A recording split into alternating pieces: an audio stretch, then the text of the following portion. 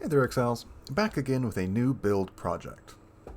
I hit all the major objectives I set for myself on my Winter Orb character, and now as I'm going to be switching up my farming strategy, my maps, and which achievements I'm going for, I figured I might as well take the opportunity to play a new build. So I'm going to be now switching to a Poison VLS Pathfinder with Self Chill. The concept behind this character was I wanted something that was tanky, fast, and fun. So, as much as I love my cultist, she was not the tankiest character. Freeze and chill go a long way when it comes to clearing tanky maps, but she wasn't really that good in the way of taking hits. So I wanted a character that was going to be a little bit more durable, but still fast and also has good damage. So as a right side build, it's pretty hard to stack enough armor without sacrificing too much in other areas. And I've recently really fallen in love with the whole Fizz taken as elemental. So right now I'm converting around 81% of my Fizz hits taken to elemental, and then with the Dawnbreaker shield, I'm converting most of that into fire damage. So then, since I'm running Purity of Fire and stacking some max res, I'm up to 80% max fire res. So like, you can see that gives me around 130k max hit. It's also partially due to Arctic armor, since as a lightning strike build, the majority of the time when you're going to be taking hits is when you're standing still to attack or like face tanking a boss. So with Arctic armor, you're mitigating 81% extra as fire, and then the remaining 20% as fizz. Then in terms of layers, I have 75% evasion. I'm using Grace. 20 to 27% elusive on average, 44% block, 100% uptime on the triple elemental flasks, which then also flagellant and master surgeon. So every time I get hit, I'm recovering both life and charges, and then 100% spell suppression, of course. So the majority of my speed is coming from reverse chill. Right now I'm at 27% action speed. I could go up to 30, but I have to change out one of my closer jewels, and I think I like the damage I'm getting from there a little bit better than 3% action speed. I make up for that a little bit with the Implicit on boots. Then we have Onslaught and Giga Quicksilver scaling. We're averaging between 200 and 250%. It's definitely possible to go faster, but that would be like Tailwind, maxing out chill effect, stacking maybe some different clusters. But right now, this speed is good for me. Sometimes you just move too fast and it's hard to position your character. As for damage, we're using a pneumatic dagger, so that of course enables Nightblade and crit scaling. Then we're adding as much flat elemental as possible. So there's like the Blizz Crown, of course, rings with corrupted implicits, gloves. I have the fire temple mod, so more fire against burning enemies, and then mantra of flames with buff and aura stacking. So I'm running 5 auras, and then I'm also trying to get as many temporary buffs as I can. So onslaught, elusive, alchemist genius, immortal call even counts, and it's all just to add more flat fire. Now in my clusters, I'm using Eternal Suffering to get a permanent 5 weather stacks. I had experimented using both the attack totems and then just like the normal spell totem to apply weather, but in the content I play, they basically die instantly, and it was more of a pain to keep resummoning totems than it just was to use them in the first place. So I opted to get it here, and with Eternal Suffering, it gives you a 50% chance to wither as long as there's less than or equal to 5 withers on the enemy. So that basically means you're always going to have 5 stacks. Then you can add 6 more with, or however many, with Withering Step, like 6 to 10, actually, I forget. So with, on bosses, you just click Withering Step when it's up and you're applying more stacks. And in terms of more generic scaling, we're going with the Ailment Duration Focus Craft on Helm. I'm self-casting Despair, since neither of the marks were really, moving the meter on the build.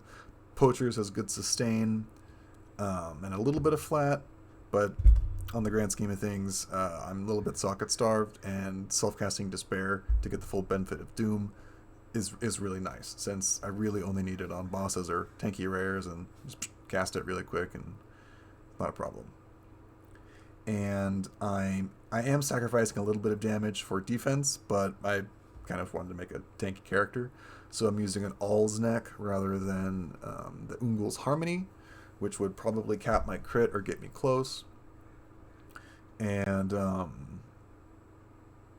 could be using like a different shield and sacrifice a lot of the fizz taken as just for different options, but the goal of this character was to be tanky.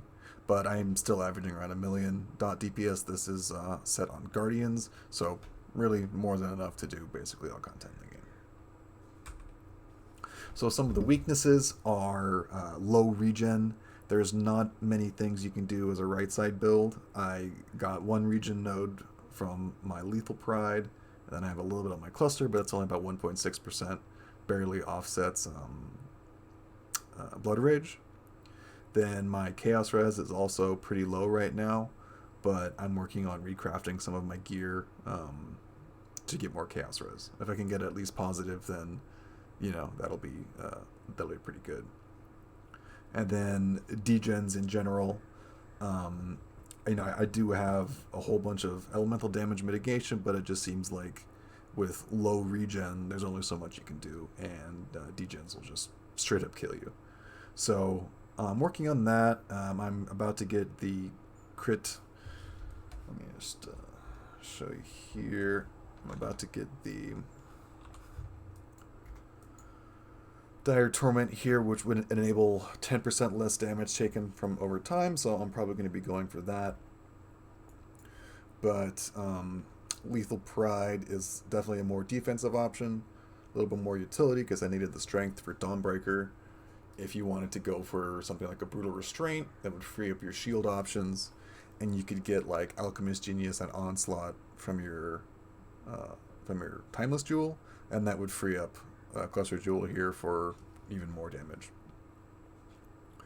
In fact, I would probably, if I was going to drop this, go Brutal Restraint, I'd put the ailment effect here, so that would get me to 30, and yeah, that'd be pretty cool. But this one has double, or is it? Yeah, 10% of Fizz taken as fire, as well as Endurance Charge on kill, so that's just really great. Let's see, I don't have any maps prepped, but we'll just do one from here. Harvest? This is a harvest. Alright.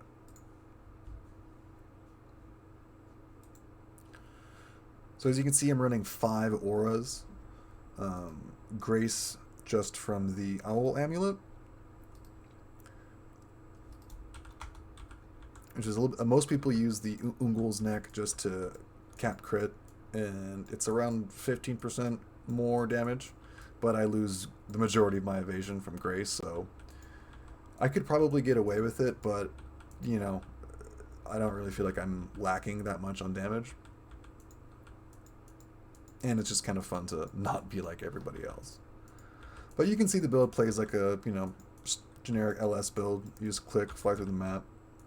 What's nice about Poison is you can kind of just like one-tap packs. I haven't really gone the way of Multi-Strike. It's pretty good, and just in terms of stacking as many hits as possible, but I'm not a fan of how it locks your character in place. And with the setup I'm using now, you basically just like one tap, and it's enough to make a whole pack die. Okay, I need to swap this one. I guess just. Oh no, it's over. Oh.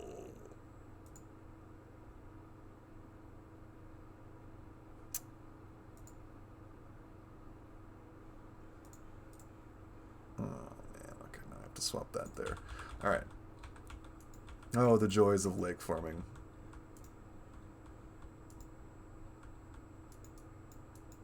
Man, did I kill a boss up there?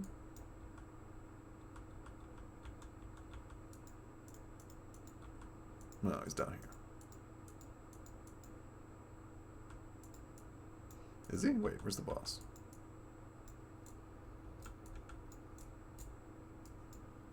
Hello, boss?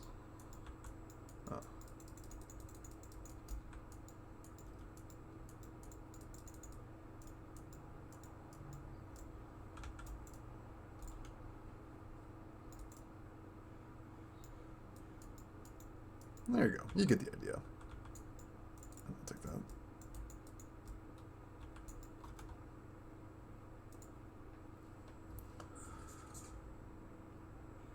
Alright, so as you can see, it's just a nice, fast map blaster. You could really do anything instead of Lightning Strike. Helix would probably be decent if you like the Helix playstyle. LS is just nice because of all the free flat you get, and then of all Lightning Strike, of course. But most of the gear is pretty straightforward. Flask charges gained on belt is nice, really helps with getting 100% uptime. Rare chest gives you a lot of really good implicits. I'm using Maxos right now. Some people use the flask charge like 2 flasks every 3 seconds, but I'm already basically sustaining, so that's maybe a little bit overkill, but at the same time, the faster your flasks are going off automatically, I think that's good as well. But the other reason you want a rare chest is, of course, the Fizz taken as elemental craft there. I need to farm this and get that last 2% to make up for it. But yeah, if you can get good implicits on these rings, it adds a lot of value, especially this one because it was just like flat strength or flat fizz. This one, the life is pretty good, but I'm shopping around for implicits on this. Still need to get this enchanted, still need to get these enchanted, but I'm actually going to recraft my other boots, I think. But overall, fun build. I really like it. It's tanky. It's going to be a good one. This one might be the one I push to 100. We'll just have to see. But stay tuned. I'm going to be streaming on YouTube and on Twitch, so keep an eye out for those notifications. I'll put all my links in the description as well as the POB. I appreciate all the likes, comments, subscribes. I'll answer all your questions. Let me know if you have any crafting questions or like what stats to prioritize or like what should I go for first. I'll be happy to help. So stay tuned, and I'll see you all next time.